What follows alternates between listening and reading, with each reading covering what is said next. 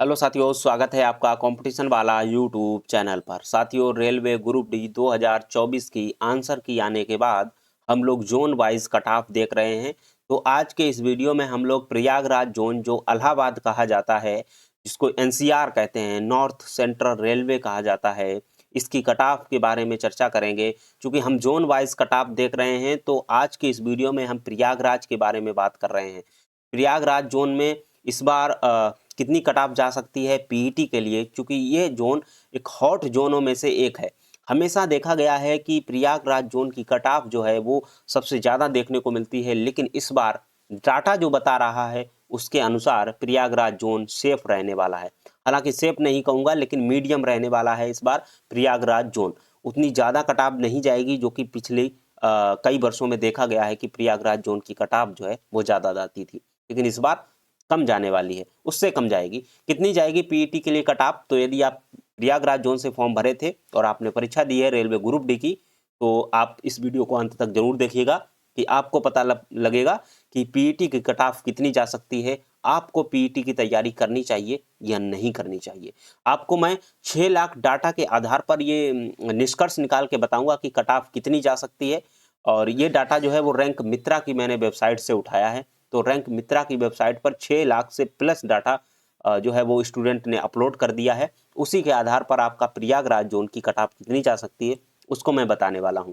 तो यदि आप इस चैनल पर पहली बार विजिट किए हैं तो चैनल को सब्सक्राइब कर लीजिएगा, बेल आइकन की घंटी दबा लीजिएगा और अपने दोस्तों तक इस वीडियो को शेयर जरूर कर दीजिएगा। और ये आप जो है प्रयागराज जोन से नहीं हैं तो आप अपना कोई मित्र देख लीजिए, उसके पास इस वीडियो को शेयर जरूर कर दीजिएगा। चलिए मैं आपको बताता हूं कि प्रयागराज जोन की कट ऑफ कितनी जा सकती है, आपको पीटी की तैयारी करनी चाहिए या नहीं। तो ये देखिए डाटा जो है वो आपका प्रयागराज जोन का है, और जिसमें ये तो टोटल डाटा है। टोटल डाटा में अगर मैं बात करूंगा तो 6,10,299 स्टूडेंट अभी तक पार्टिसिपेट कर चुके हैं। उसके आधार पर मैं आपको बताने वाला हूँ डाटा। तो ये तो टोटल स्टूडेंट हैं और टोटल स्टूडेंट का मार्क है, ये सभी जोनों का है, ये सभी जोनों का है। ये दिखाने का मेरा मतलब ये है कि मैं डाटा के अनुसार बात कर रहा हूँ। मैं ऐसा कोई हवा हवाई कट ऑफ बताने वाला नहीं हूँ, मैं डाटा के अनुसार आपको कट ऑफ बताने वाला हूँ। क्योंकि ये डाटा आप जो देख रहे हैं ये सभी जोनों का मिला करके है, ठीक है ना। अब मैं जो बता रहा हूँ आपको, ये देखिए शिफ्ट वाइज। शिफ्ट वाइज यहाँ पे देख लीजिएगा थोड़ा सा। ये मार्क मैं आपको शिफ्ट वाइज मार्क दिखा रहा हूँ। ये आपका जो एवरेज मार्क है प्रत्येक शिफ्ट में वो कितना बढ़ रहा है। तो आप देख रहे हैं 19/12/2025 की जो फर्स्ट शिफ्ट है उसका एवरेज सबसे कम बढ़ रहा है। मतलब माना जा सकता है कि ये शिफ्ट जो थी वो सबसे हार्ड शिफ्ट थी। जो भी 101 शिफ्ट में परीक्षा हुई है उसमें सबसे हार्ड शिफ्ट जो है वो 14/12/2025 की सुबह वाली शिफ्ट जो है वो हार्ड मानी जाती है। तो इसमें सबसे ज़्यादा नॉर्मलाइजेशन स्टूडेंट को मिलने वाला है। उसी तरीके से ये देखिए आगे शिफ्ट जो है वो जाएंगी तो आपका जो रो मार्क में एवरेज मार्क है वो बढ़ता हुआ जाएगा। तो आप देख लीजिएगा आपकी शिफ्ट कौन सी थी और आपका यहाँ पे एवरेज मार्क उस शिफ्ट का कितना आ रहा है, तो उसको आप एक बार यहाँ से देख लीजिएगा। मैं आपको सभी शिफ्टों का एवरेज मार्क दिखा देता हूँ, 101 शिफ्टों का। ये देखिए दूसरा पेज है जिसमें 40 तक जो है शिफ्ट हैं। उसके बाद ये देखिए यहाँ पे आपको 60 शिफ्टों तक का एवरेज मार्क है। आप यहाँ पे देख लीजिएगा कि आपकी शिफ्ट का एवरेज मार्क क्या बन रहा है और आपकी शिफ्ट कौन सी थी, ठीक है ना। उसके बाद ये देखिएगा 80 नंबर तक की शिफ्ट है आपकी। उसके बाद ये देखिए 101वीं शिफ्ट, ये लास्ट शिफ्ट है। ये लास्ट शिफ्ट किस आधार पर मैं आपको लास्ट शिफ्ट बता रहा हूँ? मार्क के आधार पर, एवरेज मार्क के आधार पर। तो सबसे ज़्यादा जो है वो मार्क बन रहा है, एवरेज मार्क बन रहा है वो 14/12/2025 की प्रथम शिफ्ट का। 14/12 की जो है वो प्रथम शिफ्ट का जो है वो एवरेज मार्क सबसे ज़्यादा बढ़ रहा है, ठीक है ना। सबसे ज़्यादा एवरेज बढ़ रहा है 14/12 और 2025 की पहली शिफ्ट का, ठीक है। और 19/12/2025 की पहली शिफ्ट का एवरेज मार्क सबसे कम बढ़ रहा है। तो इसका मतलब ये समझ में आ रहा है कि 19/12/2025 की पहली शिफ्ट का सबसे ज़्यादा हार्ड शिफ्ट थी, और वहीं सबसे सरल शिफ्ट में अगर कोई काउंट की जाएगी तो वो काउंट की जाएगी 14/12/2025 की सुबह वाली शिफ्ट, जिसका एवरेज जो है वो 47.72 बन रहा है, ठीक है ना। तो यहाँ से आपका एक बात समझ में आएगी आपको कि आपका नॉर्मलाइजेशन में कितना मार्क बढ़ सकता है। देखिए नॉर्मलाइजेशन का फंडा क्या है, मैक्सिमम आपका कितना बढ़ रहा है। इसमें मैं कलर चेंज करके एक बार आपको बताता हूँ। तो मैक्सिमम आप देख रहे हैं कि कितना बढ़ रहा है, 47.72 मार्क बन रहा है। मिनिमम की अगर मैं बात करूंगा तो आपका 36.35 बन रहा है। तो अगर आप यहाँ पे अंतर देखेंगे तो 11.37 मार्क का अंतर आ रहा है। कितने मार्क का अंतर आ रहा है? हार्ड शिफ्ट और जो इजी शिफ्ट है उसमें। तो ऐसा तो है नहीं कि हार्ड शिफ्ट वालों के भी नंबर सेम बढ़ा दिए जाएं और जो इजी शिफ्ट है उसके भी सेम बढ़ा दिए जाएं। ऐसा तो होता नहीं है। नॉर्मलाइजेशन का मतलब क्या होता है? नॉर्मलाइजेशन का मतलब होता है कि एक स्टूडेंट यहाँ खड़ा है और एक स्टूडेंट यहाँ खड़ा है, ए यहाँ खड़ा है, बी यहाँ खड़ा है और इसको दौड़ना है। इधर ये फिनिशिंग लाइन है, तो यहाँ तक इसको दौड़ के जाना है। अब कहा जाता है कि एक ही साथ दोनों दौड़ो, तो जाहिर सी बात है ये बी वाला पीछे रहेगा। क्यों पीछे रहेगा? क्योंकि ये पहले से ही दूर खड़ा हुआ है, पहले से ही दूर खड़ा हुआ है और ये इसे फिनिशिंग लाइन के पास खड़ा कर दिया और फिर कहा है आप दौड़ो। तो जाहिर सी बात है अगर सेम टाइम दिया जाएगा तो ए बढ़ जाएगा, ए पास कर जाएगा। ए इसलिए पास कर जाएगा क्योंकि वो फिनिशिंग लाइन के पास था। तो होता क्या है कि इस बी को भी इसके पास ही रखा जाता है लाने के लिए। अब हम मार्क के रूप में देखेंगे तो 11.37 मार्क का अंतर आ रहा है, तो इतना इसको आगे बढ़ाया जाएगा। उसके बाद कहा जाएगा कि अब आप दौड़ो, ठीक है ना, तो ठीक रहता है। तो इसीलिए नॉर्मलाइजेशन किया जाता है कि सभी को बराबर इक्वल पोजीशन पर ला करके खड़ा कर दिया जाए, ठीक है ना। तो अब हो सकता है कि आपकी शिफ्ट का एवरेज कितना रहा, तो अगर आपकी शिफ्ट का एवरेज जो है वो हार्ड शिफ्ट के आसपास होगा तो आपको भी ज़्यादा लाभ मिलेगा, और आपकी शिफ्ट का एवरेज जो है वो अगर इजी शिफ्ट के आसपास का एवरेज होगा तो आपको कम लाभ मिलने वाला है। ये तो सीधा सा फंडा होता है, ठीक है ना। तो आप अपना एक बार देख लीजिएगा। चलिए मैं आपको बताता हूँ थोड़ा सा, प्रयागराज एनसीआर में कुल वैकेंसी कितनी थी, कुल वैकेंसी कितनी थी।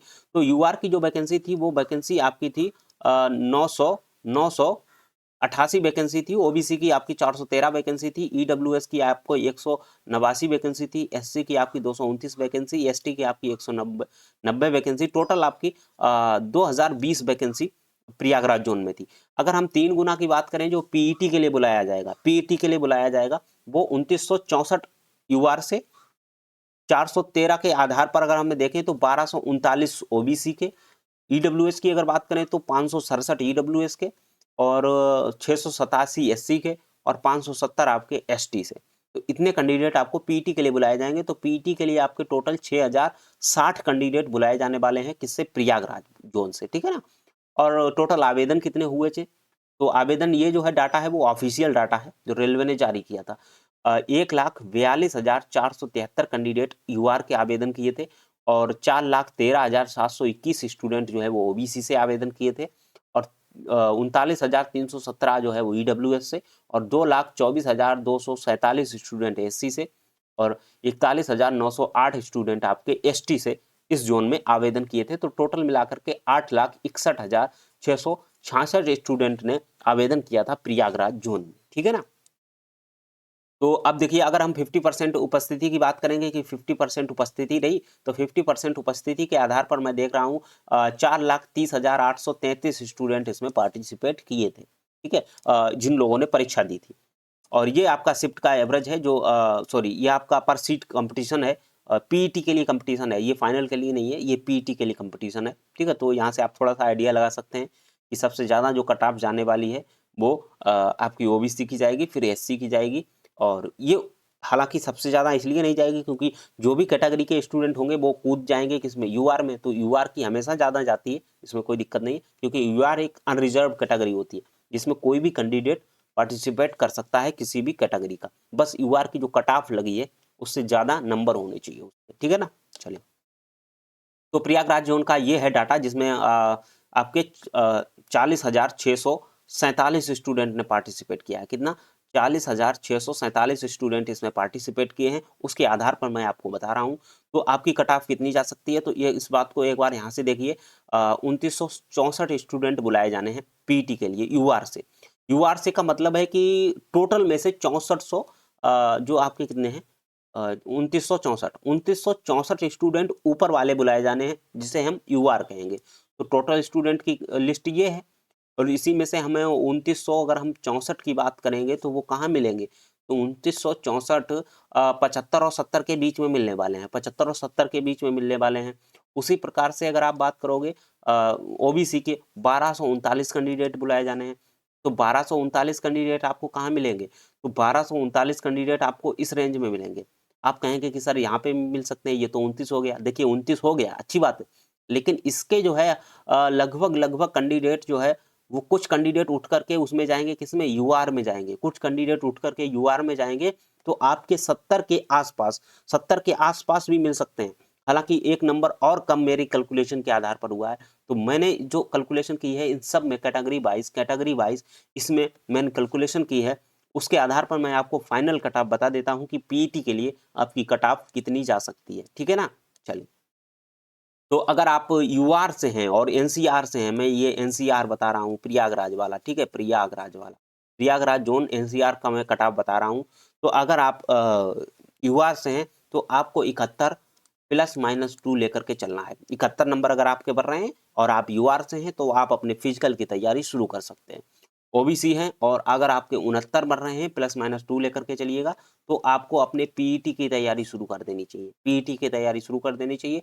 और अगर आप ईडब्ल्यूएस हैं तो आपको ईडब्ल्यूएस में 68 नंबर +-2 नंबर ले लीजिएगा, तो आपको अपने पीईटी की तैयारी शुरू कर दीजिएगा। एससी के अगर आप हैं तो 63 +-2 नंबर पे आप अपनी तैयारी शुरू करिएगा। और अगर आप एसटी से हैं तो 58 नंबर पर +-2 नंबर आप ले लीजिएगा, तो आप अपने पीईटी की तैयारी शुरू कर दिएगा। ये जो है वो कैटेगरी वाइज मैंने आपको पीईटी के लिए कट ऑफ बताई है, जो कि डाटा बता रहा है उसके आधार पर। ठीक है, ये जो डाटा बता रहा है इसके आधार पर मैंने आपको ये कट ऑफ बताई है। तो ऐसा नहीं है कि मैंने ये कुछ भी आपको कट ऑफ बता दी हो, नहीं, ये तो डाटा दिया गया है उसके आधार पे। तो अगर आपके इतने नंबर बन रहे हैं तो आप अपने पीईटी की तैयारी शुरू कर दीजिएगा, निश्चित रूप से आप पीईटी क्वालिफाई कर जाएंगे। अब फाइनल के लिए देखिए क्या हो सकता है, तो फाइनल के लिए मैं जो आपको बता रहा हूँ, फाइनल के लिए आपका 5 से 6 नंबर, मैं प्रत्येक वीडियो में यही बता रहा हूँ कि 5 से 6 नंबर अगर आपके ज़्यादा हैं तो निश्चित रूप से आपका फाइनल में भी हो जाएगा। इस कट ऑफ से अगर आपके 5 से 6 नंबर ज़्यादा हैं तो निश्चित रूप से आपका कट ऑफ जो है वो फाइनल होने वाला है, इस बात को याद रखिएगा, बशर्ते आप अपना फिजिकल कंप्लीट कर सकें। ठीक है ना। तो आपके पास अब काफ़ी समय है और आप इस वीडियो को देखने के बाद ये नंबर अगर आपके बढ़ रहे हैं तो आप अपना फिजिकल की तैयारी शुरू कर दीजिएगा। ठीक है ना। और अगर आपका जोन एनसीआर प्रयागराज था तो आपने आज का इस वीडियो में देख ही लिया है कट ऑफ क्या रहा है। और अगर आपका जोन कुछ और है तो आप हमें कमेंट कर दीजिएगा कि आपका जोन क्या है, आपके नंबर कितने हैं और आप किस जोन की कट ऑफ चाहते हैं, तो मैं आपको उस जोन की कट ऑफ बता दूंगा। ठीक है ना। तो चलिए मिलते हैं फिर ऐसे ही किसी वीडियो में, तब तक के लिए आप इस चैनल को सब्सक्राइब तो कर ही लिए होंगे, लेकिन आप इस वीडियो को लाइक जरूर कर दीजिएगा और अपने दोस्तों तक इस वीडियो को शेयर जरूर कर दीजिएगा। अगर आपको कोई डाउट है तो आप हमें कमेंट करके जरूर बताइएगा। चलिए मिलते हैं ऐसे ही किसी वीडियो में, तब तक के लिए बने रहिए कॉम्पिटिशन वाला यूट्यूब चैनल पर। Thank you very much.